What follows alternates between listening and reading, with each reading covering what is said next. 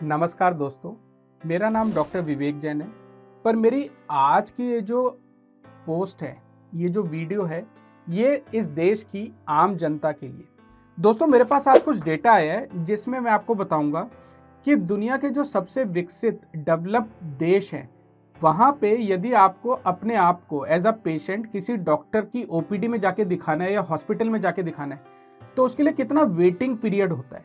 Waiting period आपको सुन के हैरानी हुई, तो अब आप सुन के और हैरान हो जाओगे कि अमेरिका में यदि आपको अपने आप को किसी डॉक्टर की ओपीडी में दिखाना है तो आपको 21 दिनों के लिए वेट करना पड़ता है अपॉइंटमेंट लेने के बाद।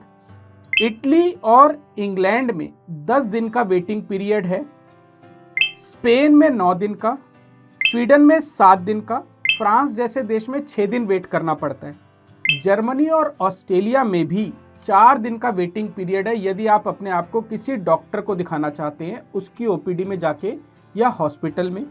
और स्विट्जरलैंड में भी, जो कि दुनिया का सबसे डेवलप देशों में से आता है, उसमें भी 2 दिनों का वेटिंग पीरियड है।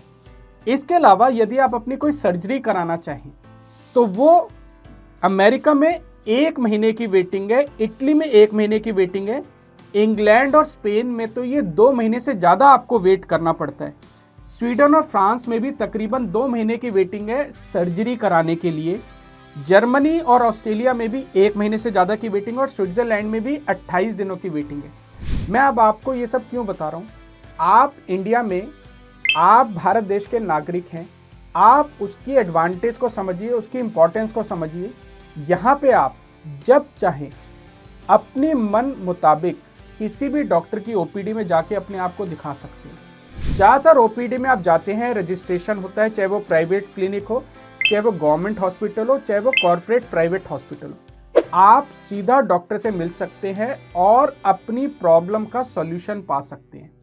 शायद कहीं पर थोड़ी भीड़ आपको मिल जाए, किसी प्राइवेट कॉर्पोरेट सेटअप में तो आपको कुछ टाइम वेट करना पड़ सकता है, या सरकारी हॉस्पिटल में क्योंकि भीड़ ज़्यादा होती है आपको थोड़ा वेट करना पड़ सकता है।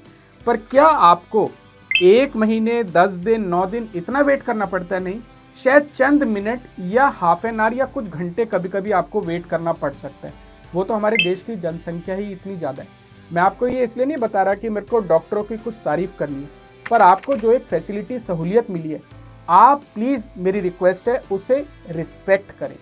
आप खुश हों कि आप ऐसे देश में हैं जहाँ पे आपकी हेल्थ के लिए यदि गॉड फॉरबिड कोई बीमार पड़ जाए तो उसे इंतज़ार नहीं करना पड़ता ट्रीटमेंट लेने के लिए। देखो, बीइंग अ डॉक्टर होने के नाते मैं तो जानता हूं, और इस फैक्ट को, इस तथ्य को देश के बाकी डॉक्टर भी जानते हैं, लेकिन क्या कभी मीडिया आपको आके ये बात बताता है? नहीं। क्या कभी पॉलिटिशियंस या नेता आपको ये बात बताते हैं? नहीं। तो दोस्तों, जब भी आप कहीं पर ट्रीटमेंट ले रहे हैं तो प्लीज़ इस चीज़ की रिस्पेक्ट करें कि कितनी सहूलियत आपको इस देश के हेल्थ केयर सिस्टम और डॉक्टरों द्वारा दी जा रही है। और यदि आपको कभी लगता है कि यहाँ पे भीड़ बहुत है सरकारी सेटअप में या प्राइवेट कॉर्पोरेट सेटअप में, तो आप देश के नेताओं से प्लीज़ रिक्वेस्ट करें कि हॉस्पिटल बढ़ाए जाएं, बेड बढ़ाए जाएं। लेकिन हॉस्पिटल और बेड बढ़ाने की बजाय आप अपना गुस्सा उस हेल्थ केयर प्रोवाइडर डॉक्टर पे ही निकाल दें, ये बिल्कुल गलत होगा। तो इस वीडियो का मुख्य उद्देश्य यही था कि हमारे पास जो अच्छे डॉक्टरों की फौज है, दुनिया में इंडिया के डॉक्टरों को बेस्ट हेल्थ केयर सिस्टम के डॉक्टर्स माना जाता है, तो आपको उसी चीज़ का पूरा फ़ायदा उठाना है और साथ ही साथ आपको अपना पूरा सहयोग देना उन डॉक्टरों को जो दिन रात आपकी सेवा में लगे हैं। तो मेरी तरफ से आप सभी को हार्दिक शुभकामनाएं। मैं आशा करता हूँ, प्रे करता हूँ भगवान से कि आप में से कभी भी किसी को भी कोई बीमारी ना लगे, आपको कभी भी किसी हेल्थ केयर सिस्टम या डॉक्टर के पास ना जाना पड़े। लेकिन जब भी जाएं, बाई चांस जाना पड़े या किसी और के लिए जाना पड़े, तो इस वीडियो को ज़रूर ध्यान रखें। धन्यवाद।